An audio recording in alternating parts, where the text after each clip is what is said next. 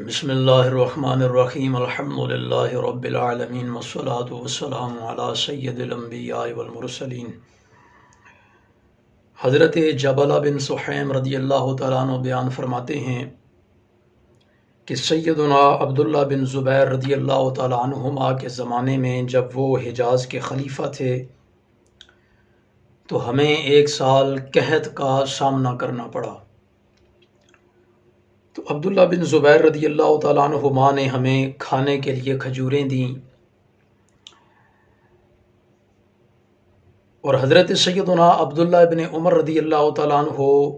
ہمارے پاس سے گزرتے اور ہمیں کھجور کھاتے ہوئے جب دیکھتے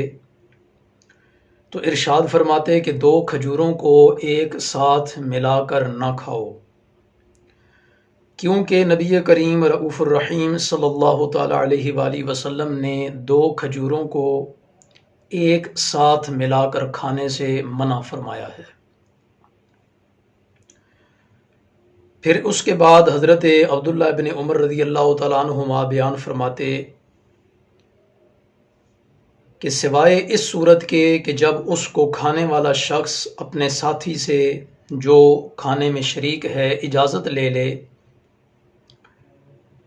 تو اس صورت میں وہ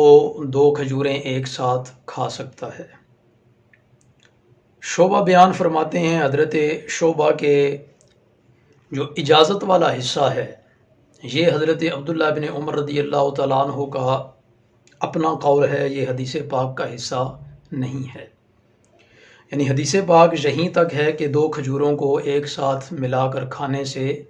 رسول اللہ صلی اللہ تعالیٰ علیہ وآلہ وسلم نے منع فرمایا۔ اس حدیث مبارکہ میں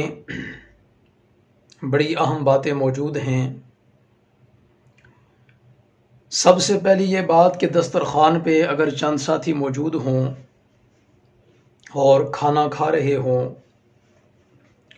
تو کھانا برابر برابر کھانا چاہیے۔ کھجوروں کی مثال لے لی جائے کہ اگر سارے مل کر کھجوریں کھا رہے ہیں تو ایک ایک کھجور کھانی چاہیے۔ ہاں، اگر سب اجازت دے دیں ایک دوسرے کو اور 2 کھجوریں کھا رہے ہوں تو وہ الگ بات ہے، لیکن ایسا نہیں ہونا چاہیے کہ باقی سب ایک ایک کھجور کھا رہے ہیں اور آپ 2 اٹھا کے اکٹھی کھجوریں کھا رہے ہوں۔ اگر ساتھیوں سے اجازت لے لی تو پھر اس میں کوئی حرج نہیں ہے، اور اگر اکیلے کھجور کھا رہا ہے اور ساری کی ساری کھجور اس کی اپنی ہے، ذاتی ہے، اور اس کے ساتھ کوئی اور شامل بھی نہیں تو پھر چاہے جیسے مرضی وہ کھانا چاہے کھا سکتا ہے۔ اس بات کا تعلق آداب مجلس کے ساتھ بھی ہے اور آداب طعام کے ساتھ بھی ہے۔ آداب مجلس اس طرح کہ جتنے لوگ آپ کے ساتھ کھانے میں شریک ہیں ان کی طبیعت کا بھی خیال رکھا جائے کہ کسی کو یہ بات غیر مہذب نہ لگے، کسی کو ناگوار نہ لگے کہ آپ جلدی جلدی کھانا کھا رہے ہیں یا بڑے بڑے لقمے آپ لے لے کے کھانا کھا رہے ہیں۔ اور اسی طرح آداب طعام کے اندر بھی شامل ہے کہ کھانا جو ہے وہ تحمل کے ساتھ، اچھے انداز میں، صبر کے ساتھ، خوب چبا چبا کر کے، آہستہ آہستہ، ٹھہر ٹھہر کر کھانا چاہیے۔ یہ آداب طعام میں بھی شامل ہے اور آداب مجلس میں بھی۔ اور پھر اس میں جو بڑی اہم بات ہے وہ یہ کہ اگر آپ مجلس میں بیٹھے ہیں اور سب لوگ کھانا کھا رہے ہیں، چلیں کھجوروں کی مثال لے لیتے ہیں، اگر سارے ایک ایک کھجور کھا رہے ہیں اور آپ 2 کھجوریں کھا رہے ہیں تو اس کا مطلب یہ ہے کہ آپ دوسروں کے حق کا خیال نہیں رکھ رہے، جبکہ دوسروں کے حقوق کا بہت زیادہ خیال رکھنا چاہیے کہ اگر سارے ایک ایک کھجور کھا رہے ہیں تو آپ 2 کھجوریں نہ کھائیں، بلکہ سب کے حصے میں جتنا آ رہا ہے اتنا ہی آپ کھائیں۔ اب اس میں بڑی اہم بات ہے اور بڑی غور طلب بات ہے، وہ یہ کہ ہمارے ہاں کیا ہوتا ہے شادی بیاہ کے موقع پر کہ لوگ جیسے ہی کھانا شروع کیا جاتا ہے، کھانا کھانے کے لیے جب آواز دی جاتی ہے، بلایا جاتا ہے، تو سارے لوگ کھانے پر ایسے ٹوٹ پڑتے ہیں کہ جیسے سارے کا سارا کھانا انہوں نے ختم کرنا ہو، اور اس وقت ان کو نہ بڑے بوڑھوں کا خیال رہتا ہے اور نہ ہی چھوٹے بچوں کا خیال رہتا ہے، جبکہ اسلام ہمیں کتنی خوبصورت تعلیم دے رہا ہے۔ رسول اللہ صلی اللہ تعالیٰ علیہ وآلہ وسلم کتنی خوبصورت تعلیم ارشاد فرما رہے ہیں، اور حضور نبی رحمت علیہ الصلوۃ والسلام بھی اور حضور علیہ الصلوۃ والسلام کے صحابہ کرام بھی لوگوں کی کتنے اچھے انداز میں تربیت فرما رہے ہیں کہ اس معاملے میں بھی دوسروں کے حقوق کا خیال رکھنا ہے۔ لیکن الامان والحفیظ وہ حالت دیکھنے والی ہوتی ہے جب کسی تقریب کے موقع پر کھانے کے لیے جب نکارہ بجتا ہے، کھانے کے لیے جب بلایا جاتا ہے، تو لوگ ایسے ٹوٹ پڑتے ہیں کہ جیسے ان سے بڑا بھوکا اس دنیا میں اور کوئی نہیں۔ تو اس کا مطلب کیا ہوا؟ اس سے ہمیں ایک اور بات بھی معلوم پڑتی ہے، اور وہ یہ کہ اس کے اندر اگر کوئی ایسا کر رہا ہے تو اس کا مطلب یہ ہے کہ اس کی طبیعت کا جو لالچ ہے، جو حرص ہے، جو طمع ہے، جو کھانے کی ہوس ہے، وہ ظاہر ہو رہی ہے۔ تو اس بات سے منع کیا گیا کہ اگر سارے ایک ایک کھجور کھا رہے ہیں تو آپ بھی ایک ایک کھجور کھائیں۔ اگر اجازت ہے سب دوستوں کی طرف سے، سارے دو دو اٹھا کے کھا رہے ہیں تو پھر آپ کھا سکتے ہیں۔ اگر کھانا ایسی جگہ پہ لگا دیا گیا ہے کہ سارے برابر اس میں سے لے سکتے ہیں اور سارے اپنی مرضی کا لے سکتے ہیں تو آپ ضرور کھانا لیں، مگر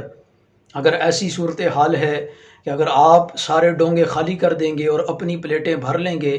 اور بڑوں کے لیے، بوڑھوں کے لیے جو ابھی ٹیبلوں پہ بیٹھے رہ جاتے ہیں، اور چھوٹے بچوں کے لیے جن کے ہاتھ آگے نہیں پہنچ سکتے، ان کے لیے آپ کچھ نہیں چھوڑیں گے، تو پھر یہ حرص کے اندر شامل ہے، یہ بد تہذیبی کے اندر شامل ہے، یہ طمع کے اندر شامل ہے، اور یہ غیر مہذب انسان کی حرکت ہوتی ہے۔ تہذیب یافتہ یا مہذب انسان کو یہ گوارا نہیں کہ وہ ایسا کرے۔ اسلام ہماری کیسے انداز میں تربیت کر رہا ہے کہ ہمیں چھوٹی چھوٹی باتوں کا خیال رکھنے کا بھی کہا جاتا ہے۔ لیکن عام طور پہ دعوتوں میں ایسا ہی ہوتا ہے، لوگ ٹوٹ پڑتے ہیں اور پھر اپنی اپنی پلیٹیں بھر لیتے ہیں، اور انہیں اپنے ساتھ بیٹھے ہوئے بڑے بزرگوں کا خیال بھی نہیں رہتا اور چھوٹے بچوں کا خیال بھی نہیں رہتا، جبکہ ان کو خیال کرنا چاہیے۔ اور پھر اس کی وجہ ممانعت، جس طرح کہ پہلے میں نے ذکر کر دیا، کہ دوسروں کا حق تلف کرنا نہ ہو، یعنی اس لیے بھی اسے منع کیا گیا کہ دوسروں کی حق تلفی نہ ہو، یعنی برابر برابر تقسیم ہو، سارے برابر کھائیں، سب کی بھوک جو ہے وہ برابر برابر مٹے۔ کوئی ایسا نہ ہو کہ آپ کے زیادہ کھانے کی وجہ سے کوئی بھوکا رہ جائے، آپ کے زیادہ کھانے کی وجہ سے کوئی کسی چیز سے محروم رہ جائے۔ تو اس وجہ سے بھی یہ ممانعت کی گئی اس کی، اور بعض فقہا نے تو یہاں تک کہا کہ اگر کوئی ایسا کرتا ہے تو یہ حرام ہے، اگر کوئی ایسا کرتا ہے تو یہ حرام ہے، کیونکہ رسول اللہ صلی اللہ تعالیٰ علیہ وآلہ وسلم نے اسے منع فرمایا۔ اب آپ توجہ فرمائیں کہ ہماری تقریبات میں کیا ہوتا ہے، یعنی صاف ظاہر ہے کہ ہم حرام کا ارتکاب کر رہے ہوتے ہیں، لیکن کسی کا خیال اس طرف نہیں جاتا۔ اور بعض فقہا نے اس کو کہا کہ اگر سب کی اجازت ہو بھی، لوگوں کی اگر اجازت ہو بھی،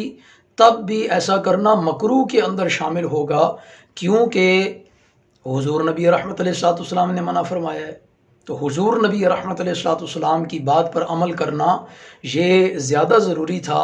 بجائے اس کے کہ ہم بد تہذیبی کے ساتھ کھانا کھائیں، غیر مہذب انداز میں کھانا کھائیں، پھر اس کھانے کو ضائع بھی کریں،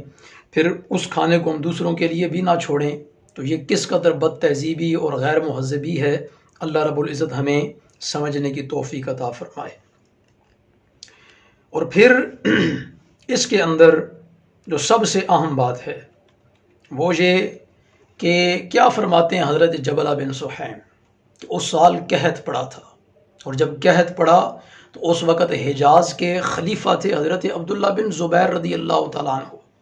اور حضرت عبداللہ بن زبیر رضی اللہ تعالیٰ عنہ کی طرف سے عام لوگوں کے اندر کھجوریں تقسیم کی گئی،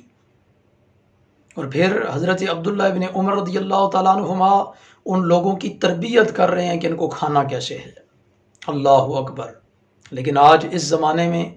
کیا کوئی ایسا ہے کہ غربت ہے اور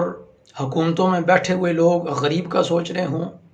حکومتوں میں بیٹھے ہوئے لوگ غریبوں کے راشن کی فکر کر رہے ہوں؟ حکومت میں بیٹھے ہوئے لوگ غریبوں کے کھانے کی فکر کر رہے ہوں، حکومت میں بیٹھے ہوئے لوگ غریبوں کی تنگ دستی کے حوالے سے سوچ رہے ہوں، غریبوں کی غربت کا سوچ رہے ہوں، نہیں، انہیں مسلسل بدستور اپنی تجوریاں بھرنے کا شوق ہے، اور اسی شوق کو وہ پورا کرتے چلے جا رہے ہیں، اور غریب جو ہے وہ جائے پہاڑ میں، وہ جو مرضی کرے۔ جبکہ اس حدیث مبارکہ میں بتایا جا رہا ہے کہ جب قحط پڑ جائے، جب غربت عام ہو جائے، تو اس وقت حکومت زمانہ کا کام یہ ہے، اس وقت کے حکمرانوں کا کام یہ ہے کہ وہ غریبوں کے راشن کا خیال کریں، غریبوں کے کھانے کا خیال کریں، غریبوں کی بھوک اور افلاس کو مٹائیں، غریبوں کو کھانا بہم پہنچائیں، تاکہ صحیح انداز میں برابر برابر تقسیم ہو۔ اور حضرت سیدنا عبداللہ ابن عمر رضی اللہ تعالی عنہما کا فعل کہ آپ پھر تربیت فرما رہے ہیں، یعنی حکومتوں کی طرف سے تقسیم کیا جائے، پھر علماء کی طرف سے سمجھایا جائے لوگوں کو کہ اب اس کو کیسے استعمال کرنا ہے۔ مگر افسوس کے سوا کچھ نہیں کیا جا سکتا کہ غریب مسلسل غربت کی چکی میں پس رہا ہے، اور امیر جو ہے وہ مسلسل امیری کے نشے میں لت پت ہوا جا رہا ہے، اور مزید اپنی تجوریاں بھرتا چلا جا رہا ہے۔ اللہ رب العزت سمجھنے کی توفیق عطا فرمائے، اور ہمیں صحابہ کرام رضوان اللہ تعالی علیہم اجمعین کی زندگیوں سے، ان کی سیرتوں سے، تعلیمات مصطفی صلی اللہ تعالیٰ علیہ وآلہ وسلم کی جو بہترین طریقے ملتے ہیں، جو بہترین رستے ملتے ہیں، ان کو اپنا کر اللہ رب العزت ہمیں پوری قوم کی خدمت کرنے کی توفیق عطا فرمائے، حکمرانوں کو بھی، علماء کو بھی، اور عوام کے ذمہ داران کو بھی، عوام کے بڑوں کو بھی، کہ وہ پوری عوام کا، تمام عوام کا خیال رکھیں، اس اعتبار سے کہ پوری عوام کی ضروریات پوری ہوں، تمام تر عوام کی مشکلات جو ہیں ان کو حل کیا جائے، غربت کے خاتمے کے بہترین طریقے تلاش کیے جائیں، پھر ان کو مہیا کر کے تمام تر اسباب جو ہیں اور عوام کی خدمات کی جائیں، عوام کی خدمت کی جائے۔ اس انداز میں اللہ رب العزت ہمیں حضور نبی رحمت علیہ السلام اور ان کے صحابہ کرام جو بلا شک و شبہ رسول اللہ صلی اللہ تعالیٰ علیہ وآلہ وسلم کے تربیت یافتہ بھی ہیں، رسول اللہ صلی اللہ تعالیٰ علیہ وآلہ وسلم کے تعلیم یافتہ بھی ہیں، تو ان کی تعلیم سے، ان کی تربیت سے اللہ رب العزت ہمیں، ہمارے حکمرانوں کو سمجھنے کی اور سمجھ کے عمل کرنے کی توفیق عطا فرمائے۔ وآخر دعوانا الحمد للہ رب العالمین۔